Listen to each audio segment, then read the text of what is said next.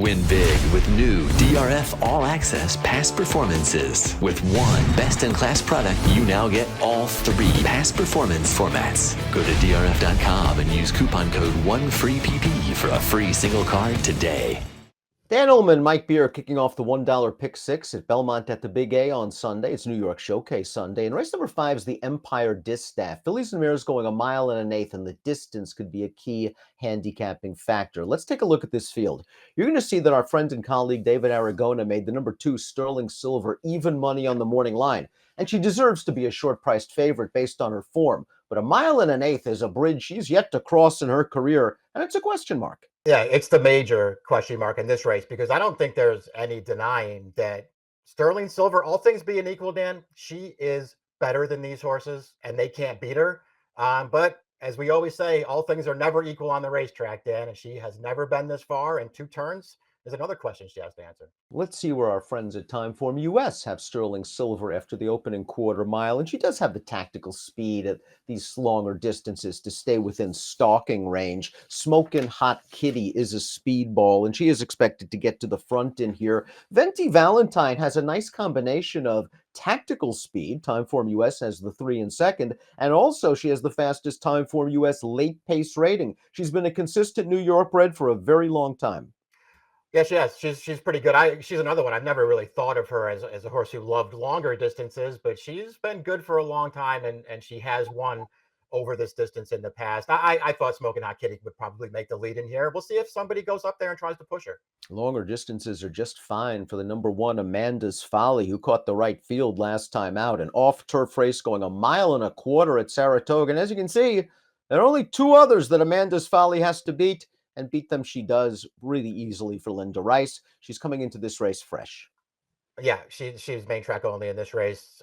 Just a very good spot for her. Similar situation.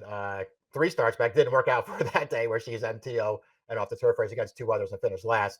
I don't know, man. The distance is no issue for her. The question is she good enough to beat these horses? She's a little slow on paper. Sterling Silver, the number 2, has only raced twice around 2 turns in her entire 26-race career. One was in the Ashland, way back as a 3-year-old in 2022. The other was the Johnstone Mile, sort of a New York-bred stakes race that she couldn't lose on paper. And that was a 1.5-turn race coming out of the chute at Saratoga. Her last race, she had really no chance in the Gallant Bloom. She was in against Ways and Means and Nick Style, 2 very good 3-year-old filly sprinters. And all in all, she did her absolute best in that race. I think Belmont's bringing her into this race in top form, and it's all about whether she stays. Exactly. I don't have anything to add to that. I mean, it's all right there on paper when you compare her form overall to the form of all the others in here. She's the best horse in the race, and it's not even particularly close. It's just a question of whether you think she'll get this distance or not. One of her main rivals in this race, then, is Smoking Hot Kitty, who we'll get to, who will get this far. They ran against each other going the mile, 2 starts back, and Sterling Silver absolutely buried her in that race. Does the added furlong and the extra turn make that much of a difference? That's your call. Venti Valentine's also coming into this race in pretty good form. They ran her in an open stake, the Obeah, last time out at Delaware Park, and she ran her Venti Valentine race. You can count on Venti Valentine to run buyer speed figures in the mid-70s, low 80s, and that's what she ran here. She has every chance to win this race. She's just going to come up a little short. Yeah, she runs fine in here. It's again, an open stakes race, and she's got a shot to win it. Can't quite get by, but there's nothing wrong with this performance.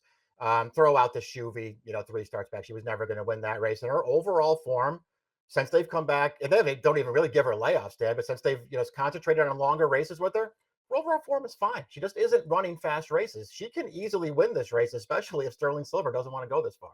Smoking Hot Kitty, the number 4, was beaten 10 and change by Sterling Silver in that mile race at Saratoga. She bounced out of that race, no ill effects. She wins going a 1-turn mile at Belmont at the Big A. Let's watch Smoking Hot Kitty dust off these first-level allowance foes, and she opened up with a quick burst of speed on the turn and puts the field away pretty nicely.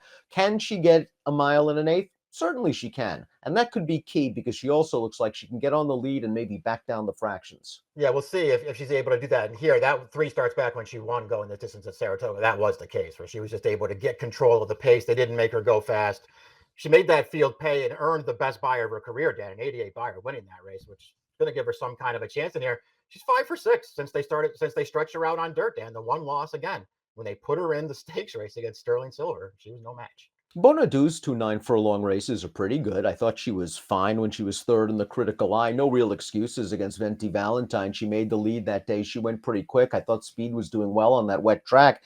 Last time out, though, Bonadu found a first level allowance going a mile and an eighth, sat just off a moderate pace, and finished strongly. I think she can get a similar trip here. I do too, and that could be key for her. To me, she's one of the. I don't think there were that many interesting long shots in this race, but maybe she is an interesting long shot. Good trip last time, but I liked the race that she ran there. The distance is another one. The distance I don't really worry about with her. And it felt like she took a step forward back on dirt last time, which she probably has to do again against this field. Caller Bluff reeled off 4 in a row going the mile earlier this year. They've stepped her up in distance. They've stepped her slightly up in class, and she hasn't been up to the task just yet. Although I thought she ran okay last time out, when second in a state-bred second-level allowance. I do think she has enough tactical speed. She can park herself in behind the leaders. She'll likely be in the thick of things at the 3/8 pole. Is she good enough? That's the big question. Yeah, it is. I mean, another horse who's just, based on her overall performance on paper, she's just not fast enough to win this race day. She's going to need some horses to regress, even if you feel like the distance is a suitable one for her. And maybe it is. She hasn't run fast enough to beat this field. Let's take a look at our top picks for the Empire Distaff. Hate to chalk out in here, especially with an unknown at a distance. It just looks like Sterling Silver is several lengths better on paper than these other horses.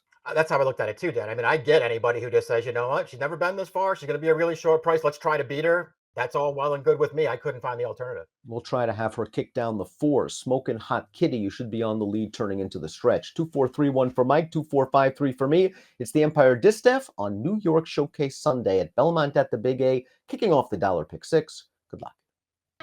Hey friends, you look like you're in need of a winner. If you enjoyed the great content right here, just click and subscribe right here and enjoy the great DRF.com race of the days, the phenomenal stakes previews, and so much more. Many of that content featuring me and my exceptional selections. Trust me, you won't regret it.